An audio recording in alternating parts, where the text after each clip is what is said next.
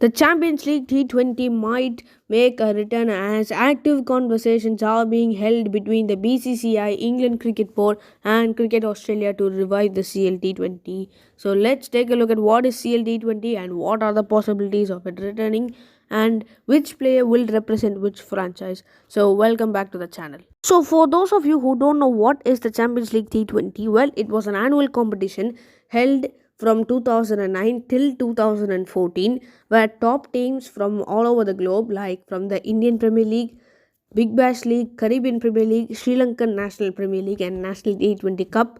There are total 8 leagues. 4 leagues get direct entries and other 4 leagues get qualifying stage entries. The participating teams are from top cricketing nations and are determined by their T20 tournaments of those nations. Each edition will have teams from India, Australia, South Africa, New Zealand, and the West Indies, and Sri Lanka. So, this was won by CSK twice, Mumbai Indians twice, New South Wales and Sydney Sixers won each. So, there will be 12 teams, 10 in total, out of which 2 will be eliminated in the qualifying stages. So, the last edition was held in 2014, which was won by the Chennai Super Kings. After this, due to not generating that much revenue, this tournament was scrapped. With the growth of franchisee cricket all over the world, with the countries like USA, Canada having their separate T20 leagues, and big players like Nicholas Puran and other legends taking part in those T20 leagues, cricket has grown across the world, and especially this particular format, T20 cricket, has grown exponentially. And USA will be hosting the T20 World Cup in June this year.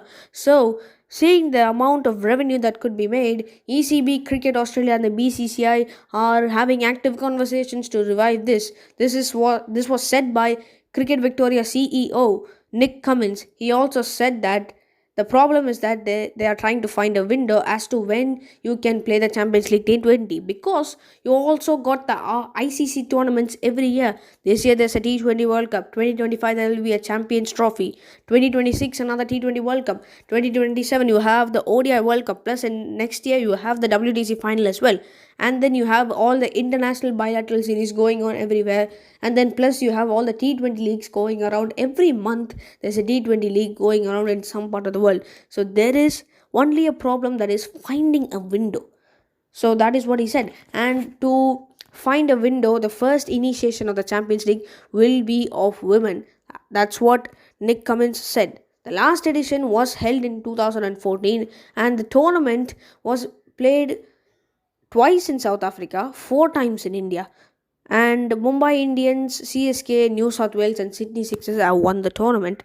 So there also one problem is that which player will play for which franchise. There has actually been controversy back in the day when this Champions League T20 being was held. There was controversies on which player will represent which franchise.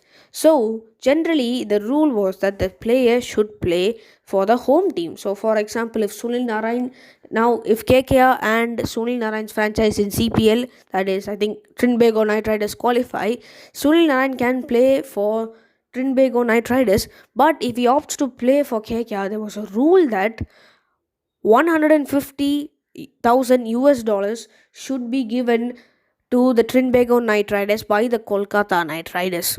So that there was a rule actually.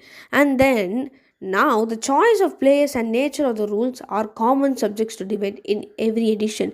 Especially there was a rule in the IPL contract that IPL teams have the first right to own the players if their other team qualify with another team. And the choice of players and nature was very complex until 2013, when the CLT20 rules state that players are free to choose their team.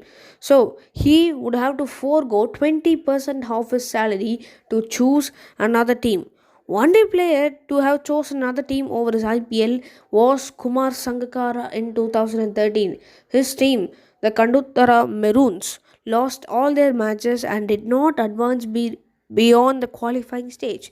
This incentive was lessened when IPL contracts were changed in 2014 to not have player salaries cover the participation in CLT20.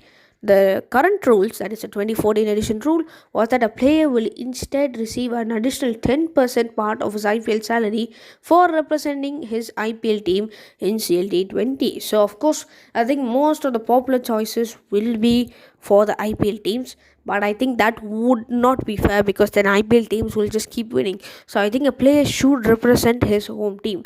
A player, I think, if his home team qualifies, I think he should accept that. But also, that takes away the freedom of plays. So, I think there must be some sort of rules of paying compensation or some sort, because paying 10% additional just for representing IPL teams, I think that would not be fair.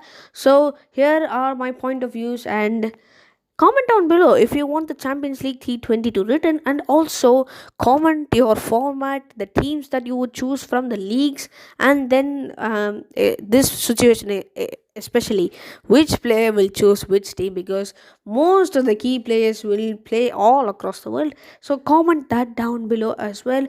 And until a good video, this is me signing off.